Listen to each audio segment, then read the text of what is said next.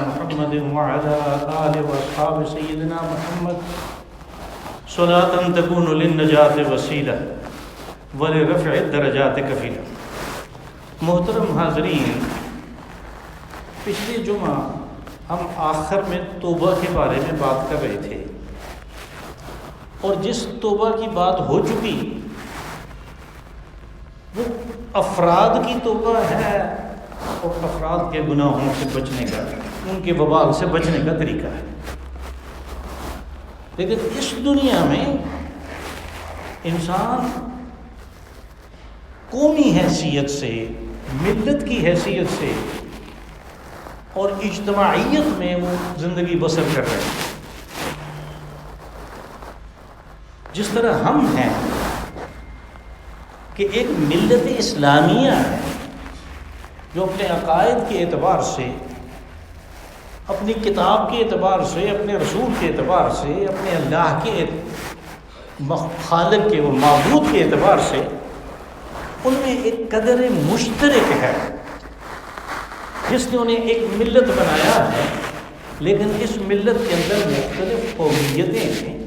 جیسے پاکستان میں بسنے والے لوگ پاکستانی ہیں، مسلمان ہیں اور پاکستانی ہیں۔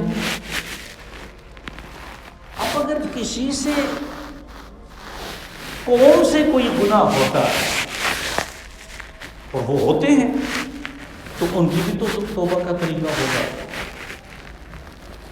حضرت نوح علیہ السلام نے اپنی قوم کو عذاب کی خبر دی، اور انہوں نے آخر میں یہ گزارش کی کہ میں نے تمہیں کہا تھا، سورہ نوح میں ہے یہ بات، تو قُلْتُ اسْتَغْفِرُوا رَبَّكُمْ إِنَّهُ كَانَ غَفَّارًا، کہ تم استغفار کرو، تم اپنے رب کو بخشنے والا پاؤ۔ يُرْسِلِ السَّمَاءَ عَلَيْكُمْ مِدْرَارًا، کہا کہ اس استغفار کے نتیجے میں وہ تمہارے اوپر بارشیں برسائے گا۔ یہ بارشیں پانی کی بھی ہیں اور اللہ کی نعمتوں کی بھی ہیں۔ یرسل السماء علیکم مدرارا ویمددکم باموال وبنین، وہ تمہارے مال و دولت میں، تمہاری اولادوں میں کوئی اضافہ کرے گا، اس اجتماعی توبہ کے نتیجے کے طور پر۔ قوم نے ان کی اس بات کو تسلیم نہیں کیا۔ کشتی کے ایک کشتی کے مسافروں کو چھوڑ کے سارے کے سارے رد ہو۔ حضرت ہود علیہ السلام نے بالکل یہی بات کہی کہ تم استغفار کرو، اللہ تمہارے مال و دولت میں اضافہ کرے گا اور تمہاری مشکلات کو دور کرے گا۔ اور اللہ حاصل قیاس ہم دیکھتے ہیں کہ قرآن حکیم میں جن قوموں کی تباہی کا تذکرہ ہے، وہاں پہ قومی اور اجتماعی گناہ ہوئے۔ اب یہ تو ہم مانتے ہیں اور یہ ہمارا عقیدہ ہے کہ ایسے تو ہو ہی نہیں سکتا کہ کسی سے کوئی گناہ سرزد ہو اور وہ اس کا خمیازت نہ بھگتے، اس کا خمیازہ وہ بھگتے گا، وہ اس کے سامنے آ کے رہے گا، اس کا نتیجہ ہاں اگر توبہ کر دے تو ہو جائے گا۔ لیکن گناہوں کی یہ جو دو اقسام ہیں کہ ایک انفرادی گناہ ہے، اگر توبہ نہیں کی تو ان کا نتیجہ مرنے کے بعد سامنے آئے گا، وہ کہ اس دنیا میں بھی کچھ خاص لوگوں کو اس انفرادی گناہ کی وجہ سے ایک نمونہ بنا کے پیش کر دیا جاتا ہے۔ یہ اللہ کی مہربانی کہ اپنے سادہ بندوں کو وہ دکھاتا ہے کہ دیکھو یہ کیا بنتا پھرتا تھا اور میں نے اس کو کیا بنا دیا۔ لیکن یہ اس کی حکمت کے تحت وہ کام ہوتا ہے، ورنہ انفرادی گناہوں کا حساب وہاں پہ ہوگا اور اس کے نتیجے کے طور پہ، اس حساب کے نتیجے کے طور پہ ہمیشہ ہمیشہ کی جنت یا ہمیشہ ہمیشہ کی دوزخ۔ اللہ رب العزت نے فرمایا کہ وَلَقَدْ جِئْتُمُونَا فُرَادَىٰ كَمَا خَلَقْنَاكُمْ أَوَّلَ مَرَّةٍ، کہ ایک آدمی کا ارادہ حساب ہوتا ہے. حساب سے پہلے اسے کہا جائے گا کہ اکیلے آ گئے، جیسے دنیا میں تمہیں اکیلے لے کے گیا.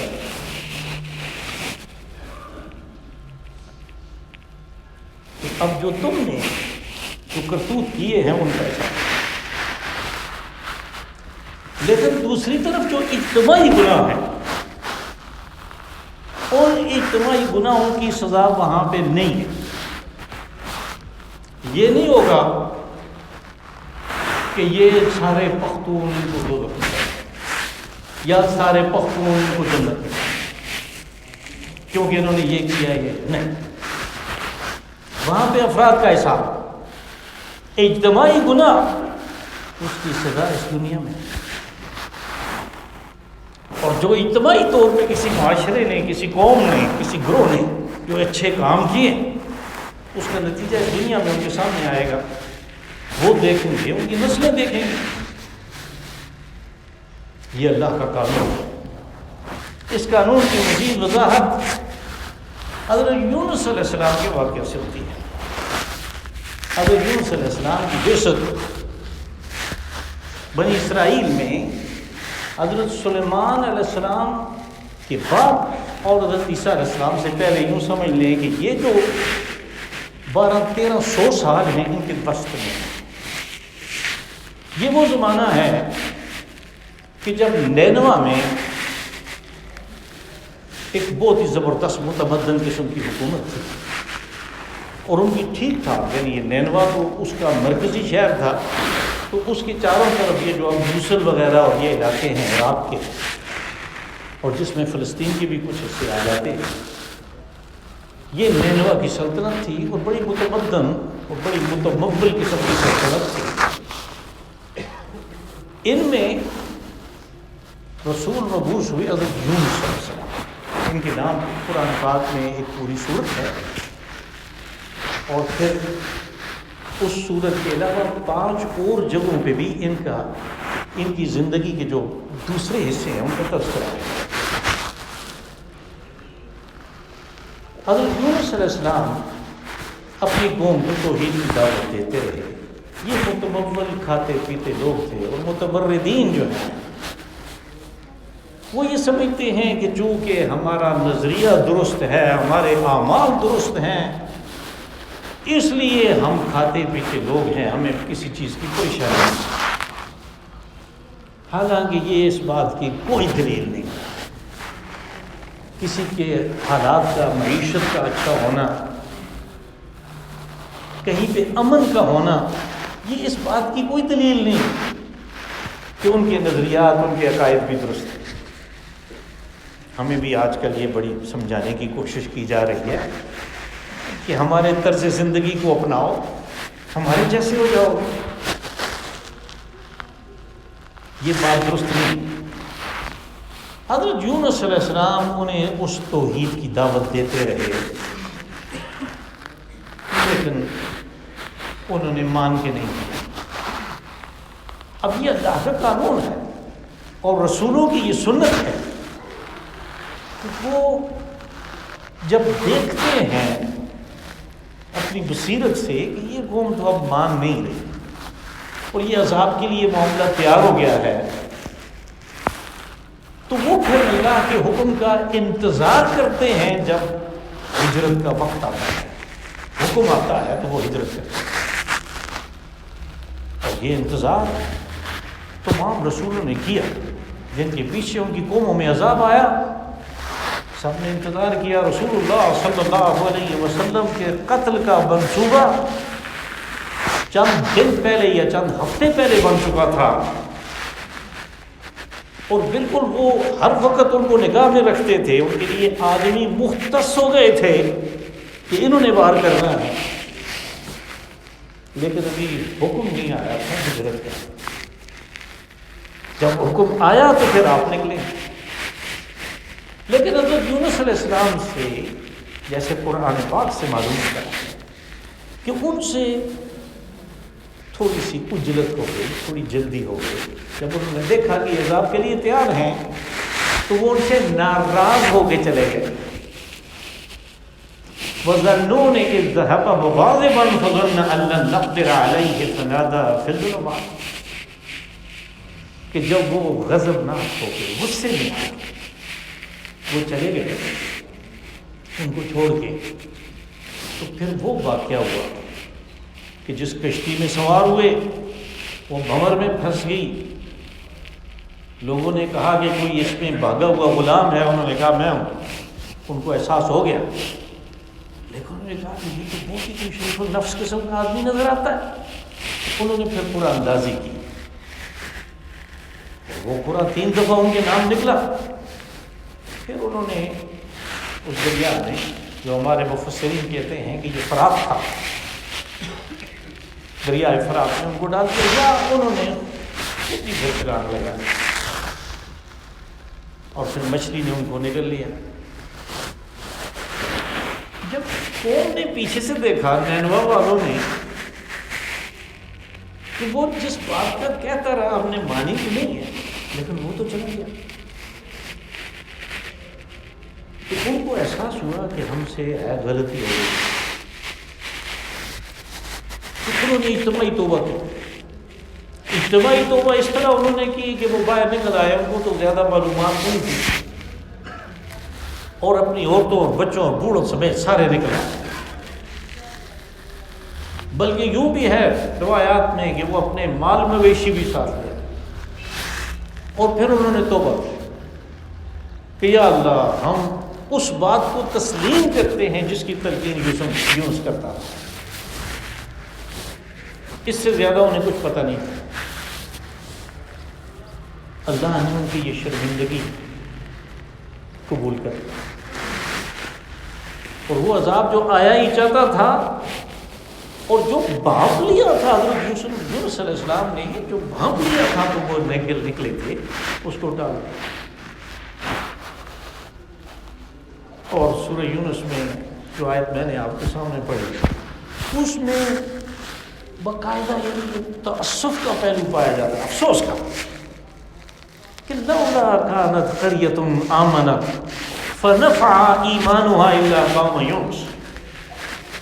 کہ بستیوں میں ایسی بات کیوں نہیں ہوئی کہ جب انہوں نے دیکھا کہ ہمارے اپنے اجتماعی کرتوت کی وجہ سے عذاب آ رہا ہے تو وہ توبہ کرتے. سوائے قوم یونس الا قوم یونس لما آمنوا، جب انہوں نے اپنے ایمان کی تجدید کر لی، ایمان لے آئے، کشفنا عنہم عذاب الخزي فی الحیاۃ الدنیا، تو ہم نے وہ جو عذاب ان کے اوپر بھیجنا تھا وہ دور کر دیا اس توبہ کے نتیجے کے طور پر. اب میں اس صورتحال کو، یعنی اس کو اس طرح دیکھتا ہوں، اگرچہ میری کوئی حیثیت نہیں یہاں پہ اس ملک میں، اس ملک کے باہر دارالاسلام میں بہت بڑے بڑے علماء ہیں، درویش ہیں، بڑے خدا رسیدہ قسم کے لوگ ہیں، لیکن ایک چیز بار بار کھٹکتی ہے، وہ یہ کہ یہ پاکستان یہ انسانی بس سے باہر ہے.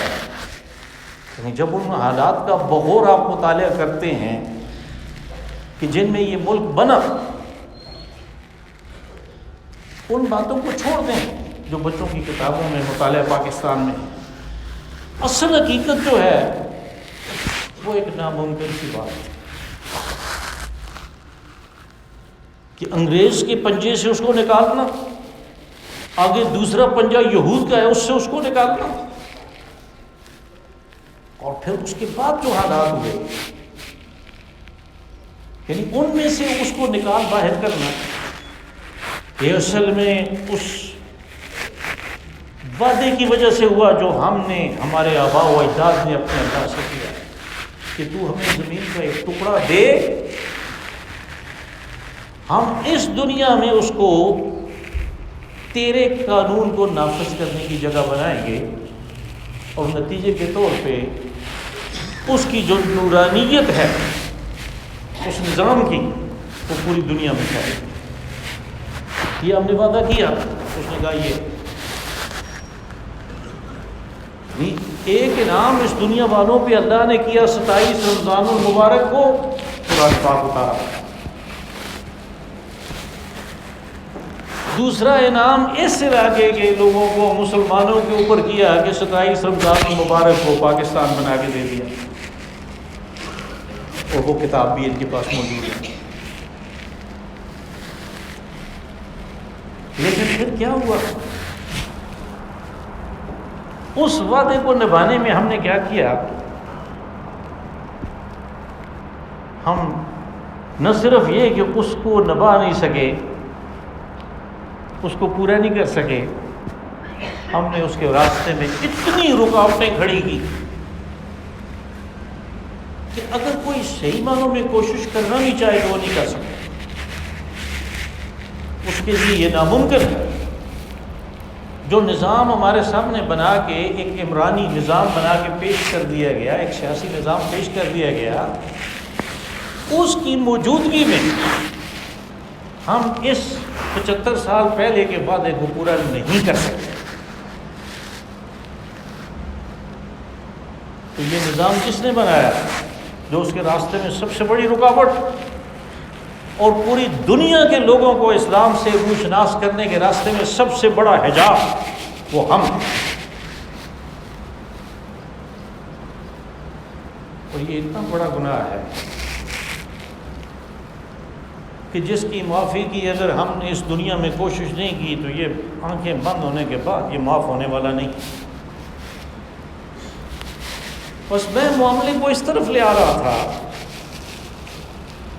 کہ ہمیں آج ایک اجتماعی توبہ کی ضرورت ہے، اور یہ دو گناہوں کی وجہ سے۔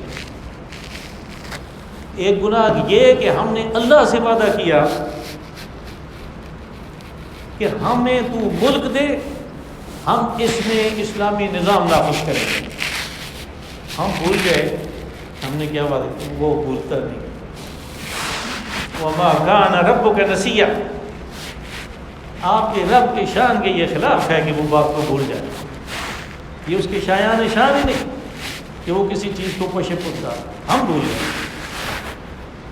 اور دوسرا گناہ جس کے لیے توبہ کی اجتماعی ضرورت ہے وہ یہ کہ اللہ نے دیا، یہ انسانی بس سے باہر تھا، ہم نے اس کا شکر ادا نہیں کیا۔ پانی کا ایک گلاس کوئی دے تو آپ اس کا شکریہ ادا کرتے ہیں، کوئی راستہ بتائے آپ اس کا شکریہ ادا کرتے ہیں۔ اس نے ملک دے دیا، آپ نے شکریہ اس کا ادا نہیں کیا۔ آپ دیکھ لیں، ایک مستقل مضمون کے طور پہ پڑھایا جاتا ہے بچوں کو مطالعہ پاکستان۔ اگر کسی کتاب میں یہ چیز نظر آ جائے بچوں کو جو پڑھائی جاتی ہے کہ بھائی یہ اللہ نے دیا، اس کا شکریہ ادا کرو، تو پھر مجھے کہنا کہ تم غلط کہہ رہے ہو۔ اور یہ کتابیں کون لکھتا ہے؟ یہ کتابیں لکھتے ہیں ہمارے اندر سے جو دانشور ہیں، جو سارے کے سارے عوام کی رائے بناتے ہیں، یعنی جدید جس کو کہتے ہیں اوپینین بلڈ کرتے ہیں، وہی اخباروں میں لکھتے ہیں، وہی ریڈیو ٹیلی ویژن پہ آتے ہیں، انہی کو ہم دن رات سنتے ہیں اور ہماری رائے بنتی ہے کہ ہم نے کیا کرنا ہے۔ یہ دو گناہ ایسے ہیں کہ جن کے لیے پہلے نمبر پہ اجتماعی توبہ کی ضرورت ہے کہ ہمارے یہ گناہ معاف ہوں، تو پھر ہمارے حالات بدلیں گے۔ اس لیے کہ آپ کو بالکل عذاب کسی صورتحال تیار ہو گئی ہے جس کے بارے میں کچھ لوگ پہلے سے کہہ رہے تھے کہ یہ معاملہ اس طرف جا رہا ہے۔ اب یہ عذاب کسی صورتحال تیار ہو رہی ہے۔ یہ اللہ نے اپنی کتاب میں یہ بات واضح کی ہے کہ یلبسکم شیعا ویذیق بعضکم بأس بعض، کہ میرے عذاب کی ایک صورت یہ بھی ہے کہ میں تمہیں ٹکڑے کر دوں گا، اور پھر تم ایک دوسرے کو اپنی اپنی جنگجوئی کا تماشا دکھاؤ گے۔ تو ٹکڑے ہوتے ہوئے ہمیں نظر آ رہے ہیں، ایک طرف پیٹرول مافیا ہے، دوسری طرف رکشے والے، وہ اس کی پراپرٹی کو آگ لگا رہے ہیں، یہ ان کے اوپر فائرنگ کر رہے ہیں۔ یلبسکم شیعا ویذیق بعضکم بأس بعض، اور اس کے بعد باقی سارے مافیا جو ہیں اس عوام کے، اس پبلک کے غیظ و غضب کا شکار ہونے والے ہیں۔ یہ دنیا میں پہلی دفعہ نہیں ہوا ہوگا، اس سے پہلے بھی ہوا، اور میں اس انقلاب کی مثالیں دیتا رہتا ہوں اپنی باتوں میں، جسے انقلاب فرانس کہتے ہیں۔ یہی صورتحال تھی۔ وہ جو مشہور بات ہے وہ اصل میں حقیقت ہے، کوئی ایسی بناوٹ نہیں ہے، کہ جب لوگوں کی شکایت پہنچی فرسٹ لیڈی کے پاس، ملکہ کے پاس، کہ روٹی کا مسئلہ ہے، تو اس نے کہا کہ کیک کیوں نہیں کھا رہے تھے؟